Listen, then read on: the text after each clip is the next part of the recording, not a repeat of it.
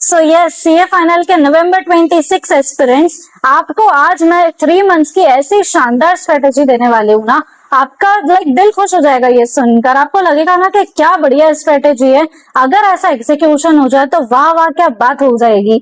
ये कॉन्फिडेंस आपको ये स्ट्रेटेजी सुनने के बाद ही आ जाएगा। और सोचो अगर आपने इसको फॉलो कर लिया, और बहुत रियलिस्टिक स्ट्रेटेजी है, मतलब ये स्ट्रेटेजी मैं फॉलो कर सकूं, मैं वैसे ही आपको बताऊंगी। सो मैं ऐसी कोई हवा में बात कभी करती नहीं हूँ। और सबसे बड़ी बात, इसमें मैं आपको सिर्फ टाइमलाइंस नहीं बताने वाली हूँ, क्या स्ट्रेटेजी रखनी है, कब मॉक देना है, इवन आपके डेली टारगेट्स क्या होने चाहिए। सबसे बड़ी बात, मतलब ये 3 मंथ्स इन डिटेल आपको प्लान करके दिए हुए हैं कि किस दिन आपको कौन सा चैप्टर पढ़ना है, कब आपका वो सब्जेक्ट खत्म होगा, कब आपको टेस्ट लिखना है, कैसे आपको आगे प्रोसीड करना है, पढ़ना कैसे है, कब कौन सी सीक्वेंस में कौन सा सब्जेक्ट करना है, सब कुछ हम इस वीडियो में डिस्कस करने वाले हैं, ठीक है। बट वीडियो स्टार्ट करने से पहले एक बार प्रॉपरली मैं आपसे ये चाहती हूँ कि आप कमेंट्स में जितनी एनर्जी से मैं ये वीडियो बना रही हूँ, उतनी ही एनर्जी से आप कमेंट कर दो कि I am ready to give my 200% and I will clear this November 26 attempt any way possible. अगर आपके अंदर वो जज्बा है, वो जोश है, और आप रेडी हो, आप सब कुछ भूल चुके हो कि पास्ट में आपने क्या मिस्टेक करी है, जितना टाइम आपने वेस्ट करा है। देखो सिंपल सा रूल होता है, जब भी हम आगे टारगेट करते हैं ना कि इतने टाइम में हमको एग्जाम्स क्लियर करनी है, और अगर आप पिछले सब चीजों में ही स्टक हो कि मैंने इतना टाइम वेस्ट कर दिया, मैंने पास्ट अटेम्प्ट में ये गलती करी, मैंने इतने अटेम्प्ट्स दे दिए, मेरा कुछ भी नहीं हो रहा है, तभी भी मैंने बहुत पढ़ाई करी थी, आपको ये सब प्रोसेसिंग टाइम मिला ना, लास्ट 1 मंथ में आपने ये प्रोसेसिंग टाइम ले लिया ना रिजल्ट के बाद, अब तो आपका वो वाला टाइम है, क्या भूल जाओ ना, जो हो गया वो हो गया। क्या मल्टीपल अटेम्प्ट्स के बाद भी एग्जाम्स क्लियर नहीं होती है क्या? दिस इज सीए, होती है ऑब्वियसली। लोग 10-10 12-12 अटेम्प्ट्स के बाद भी अपनी एग्जाम्स क्लियर करते हैं। बट गोल्डन रूल क्या है कि अब हमको सिर्फ आगे का देखना है, जो टाइम अब बाकी है सिर्फ उतना सोचना है क्या एक्शंस हम कर सकते हैं, अपनी मिस्टेक्स से हमेशा सीखना है, उनको अपनी वीकनेस नहीं बनाना है, कभी भी उनको लेकर बैठना नहीं है लाइफ में। लाइफ की भी यही अप्रोच है और एग्जाम्स की भी यही अप्रोच है, ठीक है। सब हम बात करते हैं ऐसे स्टूडेंट्स को जिनको सिर्फ एक ही ग्रुप वो टारगेट कर रहे हैं, वो हो सकता है फर्स्ट ग्रुप हो, वो हो सकता है सेकंड ग्रुप हो, और दोनों ग्रुप्स हम तीनों स्टूडेंट्स की कैटेगरीज को कवर करेंगे। सबसे पहले फर्स्ट ग्रुप वाले स्टूडेंट्स, आपका टोटल अभी कितना टाइम बाकी है? सभी के पास 90 डेज। जो हमारा फर्स्ट रिवीजन का टाइम है, भले आप एक ग्रुप दे रहे हो या दोनों ग्रुप्स दे रहे हो, हमारे पास फर्स्ट रिवीजन के लिए 50 डेज है। और इस 50 डेज में अगर आप फर्स्ट ग्रुप दे रहे हो या फिर आप दोनों ग्रुप्स दे रहे हो, ऑडिट हमको कॉन्स्टेंटली करना है। ऑडिट ऐसा सब्जेक्ट नहीं है बाकी सब्जेक्ट जैसा कि हमने उसको एक सेपरेट टाइम दिया 10-15 डेज का, उसको खत्म करा और फिर नेक्स्ट सब्जेक्ट पर आगे बढ़ गए। अगर आपने ऐसे करा और अगर आपने फर्स्ट रिवीजन में पूरे पूरे दिन ऑडिट को पढ़ना स्टार्ट कर दिया, आई बेट के आपका 10 डेज तो छोड़ा, आपका 20-25 डेज के अंदर भी ऑडिट नहीं होगा। आप बस लेकर बैठे रहोगे पूरे दिन उसको और अपना टाइम वेस्ट करोगे और अलग ही दुनिया में रहोगे। बुक्स आपके सामने रहेगी और आप अलग ही दुनिया में हो। तो बेस्ट चीज क्या होती है फर्स्ट रिवीजन में? तो ऑडिट आपको मॉर्निंग में करना चाहिए, 3 to 4 आवर्स आप उसके लिए रखो डेली और आप पढ़ाई करो बढ़िया। और मैं आपको ये बात बता रही हूँ, जो भी स्टूडेंट्स ये बोलते हैं ना कि मैम कितने आवर्स पढ़ना चाहिए, जितनी आपकी लिमिट हो। मैंने खुद 16 आवर्स की पढ़ाई करी हुई है कंटिन्यू 40 डेज के लिए, 45 डेज के लिए। तो मैं ये बिलीव करती हूँ कि जो इंसान एक बार सोच ले ना, वो हर काम कर सकता है। बस हम अपनी कैपेबिलिटीज को अंडर एस्टिमेट करते हैं, हम आराम से रिलैक्स्ड मोड में रहते हैं, हम उस जोन में अभी कि अरे अभी तो 3 मंथ्स, अभी तो देख लिया जाएगा। कई सारे स्टूडेंट्स को चिंता है कि अरे सिर्फ 3 मंथ्स ही बाकी है, लेकिन कई सारे स्टूडेंट्स ऐसे जिनको लग रहा है अरे अभी तो बहुत टाइम है। कहीं ना कहीं वो दिमाग पे इतना प्रेशर नहीं आता है और वो आराम आराम से पढ़ाई करते हैं। और जो आराम आराम से पढ़ाई करते हैं ना, वो एंड टाइम पर प्रेशर लेते हैं और फिर वो प्रेशर हैंडल होता नहीं और फिर पूरा सब कुछ खत्म हो जाता है। तो टाइम बहुत कट टू कट है, ये अभी आप जब रिविजन्स प्लान करोगे तब आपको समझ आएगा। सो इस 90 डेज के अंदर फर्स्ट रिविजन अपने को कंप्लीट करना है 50 डेज के विद इन। 50 डेज में अगर जो दोनों ग्रुप्स दे रहे हैं, तो हम ऑडिट कॉन्स्टेंटली पढ़ रहे हैं, हर सब्जेक्ट के लिए अपन 10 डेज का टाइम एस्टिमेट करके चल रहे हैं। इस 10 डेज के विद इन अपने को कोर्स कंप्लीट करना है। तो आपका जो टाइम है, आइडियली थोड़ा सा आपको ज्यादा टाइम डिवोट करना पड़ेगा, मतलब आपको पढ़ाई करनी पड़ेगी एटलीस्ट 12 to 13 आवर्स की। लेकिन जो एक ग्रुप वाले स्टूडेंट्स है, वो अगर 8 to 10 आवर्स की भी पढ़ाई कर रहे हैं तो भी उनका काम बन जाएगा, ठीक है। तो अगर आप दोनों ग्रुप्स दे रहे हो तो आपकी एफिशिएंसी थोड़ी सी लाइक 2-3 घंटे के आपको ज्यादा टाइम निकालना पड़ेगा। डन। अब ये 10 डेज प्लानर आपको किधर मिलेगा, कैसे सब्जेक्ट को खत्म करना है 10 डेज के विद इन, ये आपको मेरे टेलीग्राम चैनल पर मिल जाएगा। तो उसके अकॉर्डिंग आप अपने एक एक सब्जेक्ट को 10-10 डेज के विद इन खत्म करते हुए चलो। एंड मेरे सजेशन के अकॉर्डिंग पहले आपको एक एक ग्रुप सिक्योर करना चाहिए। मतलब आप ऐसा मत करना कि चलो मैं ऑडिट कर रही हूँ पहले, उसके साथ मैंने डीटी आईडीटी पिक कर लिया, नहीं। पहले अगर हम ऑडिट कर रहे हैं डेली बेसिस पे तो आप FR AFM को सिक्योर कर लो, या फिर अगर आप DT कर रहे हो तो आप DT IDT को सिक्योर करो। मतलब हमेशा पढ़ाई को सिक्योर्ड वे में करना चाहिए। ऐसा नहीं है कि पूरा रायता फैलाकर पढ़ रहे, सारे सब्जेक्ट्स एक साथ उठा लिए, नहीं। एक ग्रुप सिक्योर करो, उतना खत्म हो जाए, उसका टेस्ट दे दो, उस पर कॉन्फिडेंस है तो ही फिर नेक्स्ट ग्रुप के सब्जेक्ट्स पिक करो। कभी भी अगर अपने को लगता है आगे कि यार अपनी सिचुएशन नहीं बन रही है या मिस्टेक ज्यादा हो रही है या हम स्कोर नहीं कर पा रहे, तो हमारे पास हमेशा एक ऑप्शन रहता है कि हम एक ग्रुप पर शिफ्ट होकर उसको एटलीस्ट क्लियर कर पाएंगे, राइट। तो एक ग्रुप सिक्योर करना है, कोई भी एक ग्रुप से आप स्टार्ट कर सकते हो। अब ये नेक्स्ट 50 डेज में हमारा कोर्स खत्म हो जाएगा। अगर आप कोई एक ग्रुप दे रहे हो, फर्स्ट हो सकता है सेकंड ग्रुप, तो आपके पास आइडियली 25 डेज का टाइम है। तो आप आराम से 8 to 10 आवर्स पढ़ोगे, उसमें 4 आवर्स आप ऑडिट को दो और आप उसको FR को पहले खत्म करो 25 डेज के विदिन, और फिर AFM को खत्म करो। और मैं तो ये बोल रही हूँ कि आप थोड़ा टाइम सेव करके इवन 15-20 डेज का एम रखो, ताकि आपका एक रिविजन ज्यादा हो सके, क्योंकि बोथ ग्रुप्स वाले 3 रिविजन कर सकेंगे, बट हमारे पास ऑप्शन है कि हम एक रिवीजन और एक्स्ट्रा करके 4th रिवीजन तक भी जा सकते हैं। तो आप उधर अपना टाइम सेव कर सकते हो, ठीक है। अब ये जो 15-20 डेज का प्लानर है, ये भी मैं आपको टेलीग्राम चैनल पे प्रोवाइड कर दूंगी। अब यहाँ पर आता है एक बढ़िया वाला क्रक्स कि फर्स्ट रिवीजन में मैं आपको ये सजेस्ट नहीं, मैं आपको बोल रही हूँ आप 100% क्यूमुलेटिव टेस्ट दो ही दो। मैं अपना कोई प्रमोशन नहीं कर रही हूँ, मैं इससे लाखों करोड़ों रुपए नहीं कमाऊंगी। सो ये मानकर चलो आपको बहुत नॉमिनल प्राइस में ये मिल रहा है, लेकिन ये आपके बेनिफिट के लिए है। क्यों बोल रही हूँ मैं ऐसा? क्योंकि सबसे पहली बात, ये पूरा ABC एनालिसिस के अकॉर्डिंग प्रिपेयर्ड रहता है, और ये ABC एनालिसिस नॉर्मल वाला ABC एनालिसिस नहीं है, इसको मैं करती हूँ स्टूडेंट पर्सपेक्टिव से। सो मैं स्ट्रेटेजीज भी शेयर करती हूँ इंडिविजुअल सब्जेक्ट्स के। आपको पता होगा कि उसमें मैं जो स्ट्रेटेजी बताती हूँ ना, आपके लिए कितनी हेल्पफुल रहती है वो आपने हो सकता है मेरी वो वीडियोस देख रखी हो, नहीं देखी तो वो देखना, तो उससे आपको एक कॉन्फिडेंस आएगा। मैं ऐसे आलतू फालतू चैप्टर्स जो कि बहुत बड़े रहते हैं, जिससे कुछ नंबर नहीं मिलने वाले, वो आपको मैं कभी सजेस्ट करूंगी ही नहीं पहले करने का।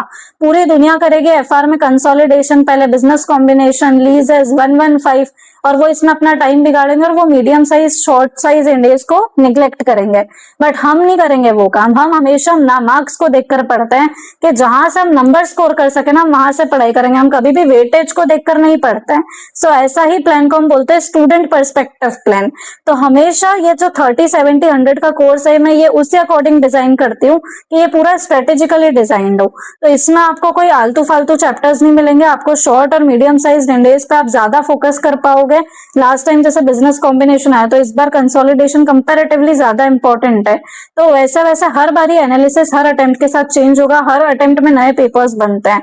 और फर्स्ट रिवीजन में अगर आपने ये टेस्ट दे दिया तो दे दिया, और अगर आप नहीं दे पाए तो फिर आप आगे तक नहीं दे पाओगे, ठीक है। सो मैं तो ये रिकमेंड करूंगी कि फर्स्ट रिवीजन में मैंने जो प्लानर्स बनाए वो भी क्यूमुलेटिव टेस्ट के हिसाब से, और आपको लिखना चाहिए ये टेस्ट। और पोर्शन वाइज टेस्ट इसलिए नहीं लिखना चाहिए क्योंकि उसमें कोई ABC एनालिसिस फॉलो नहीं होता है, साथ ही में वो 30-40 मार्क्स के टेस्ट होता है। और एग्जाम में एक मेजर प्रॉब्लम आती है कि आपकी स्पीड नहीं बन रही है। सो ये जो क्यूमुलेटिव टेस्ट है, ये सारे ही टेस्ट 100 मार्क्स के विद MCQs, तो आपको हर एरिया पर अपना कमांड जो है वो बनेगी। अगर MCQs हमारे वीक है तो हम उसको टारगेट कर पाएंगे, और क्यूमुलेटिव बेसिस पे तो भले ही एक रिविजन कहलाएगा, लेकिन हिडन काफी सारे रिविजन हो जाते हैं। सो एक रिविजन के साथ हमारे 3 रिविजन हो जाएंगे। सो बेस्ट है, तो ये तो आपको देना ही चाहिए।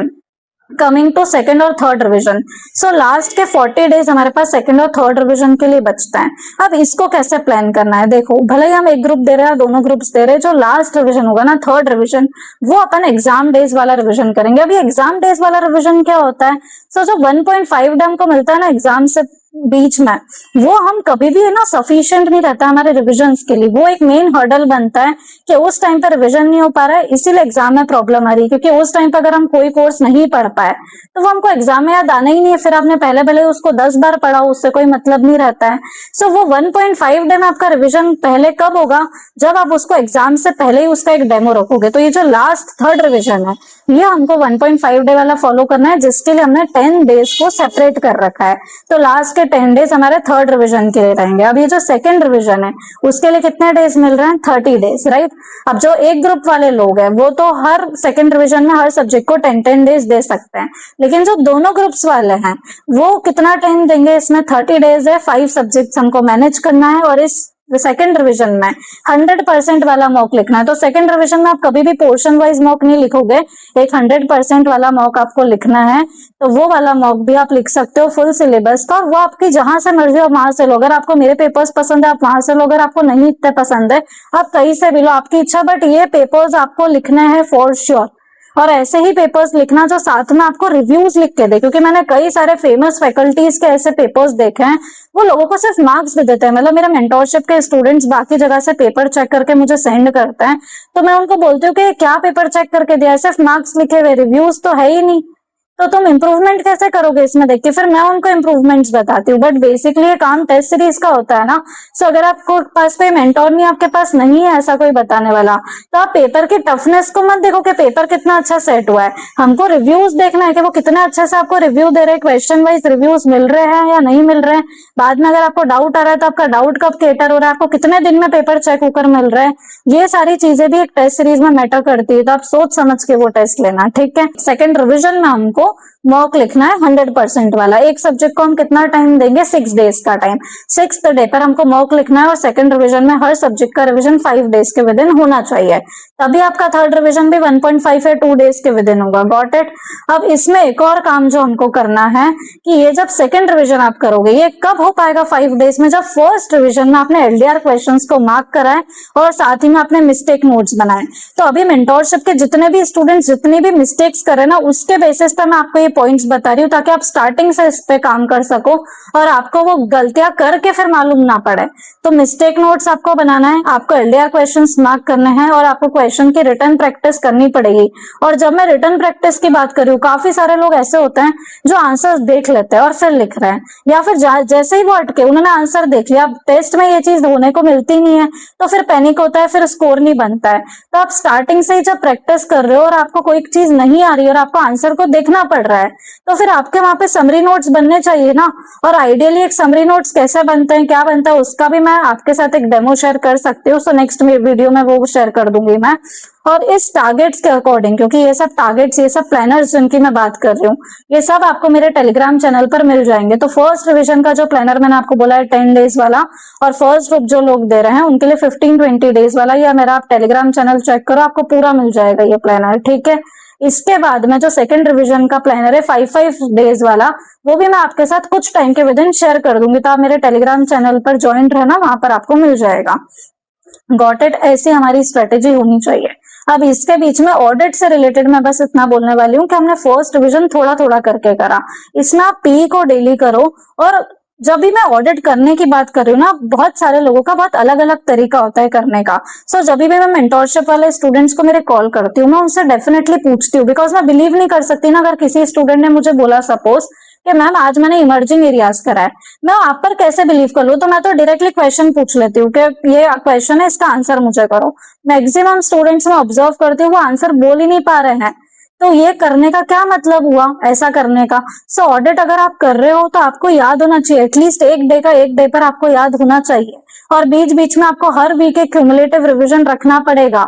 अदरवाइज पहली बार हम जो कर रहे हैं हम लास्ट तक उसको रिवाइज ही नहीं कर रहे हैं। सो आपका ये जो प्लानर है ना, वो उससे बहुत फर्क पड़ता है, बिकॉज एफर्ट तो हम कर रहे हैं, एफर्ट हर कोई करेगा, लेकिन आपके किस डायरेक्शन में एफर्ट्स हो रहे हैं। काफी लोग ऐसे बिल्कुल अनस्ट्रक्चर्ड वे में पढ़ते हैं, एक दिन में 3 सब्जेक्ट्स कर रहे हैं, 4 सब्जेक्ट्स कर रहे हैं वो, और बीच में कोई टेस्ट नहीं लिख रहे हैं, बीच में कोई रिविजन नहीं कर रहे हैं। जब उनका मन हो रहा है वो सब्जेक्ट पिक कर रहे हैं, आज मन हुआ आज DTITT करते हैं, कल मन हुआ FR और AFM कर लेते हैं, वो काम कर लेते हैं। सो जब तक आप एक स्ट्रक्चर्ड वे में नहीं पढ़ोगे, आपकी बस पढ़ाई हो रही है लेकिन आपको उसका रिजल्ट नहीं मिलेगा। सो वही स्ट्रक्चर्ड वे मैंने आपको बताया कि आपको कैसे प्रिपेयर करना है। कोशिश करो कि आप इसी तरह से प्लानर फॉलो करो, और बीच में कहीं पर भी आप डिस्ट्रैक्ट हो रहे हो, जैसे अभी काफी स्टूडेंट्स का क्या होता है ना, बीच में प्लानर चेंज करने का मन होता है और इमीडिएटली प्लानर चेंज कर लेते हैं। क्यों? उनको लगता है प्लानर सही नहीं है हमारे लिए, लेकिन कुछ डेज बाद रियलाइज होता है कि जो मिस्टेक थी वो प्लानर के अंदर नहीं थी, वो हमारे एग्जीक्यूशन में थी, और फिर वो वेस्ट कर देते हैं। देन फिर वापस से बैक टू प्लानर आते हैं और फिर उस गिल्ट में आगे पढ़ाई नहीं होती कि इतने दिन वेस्ट हो गए।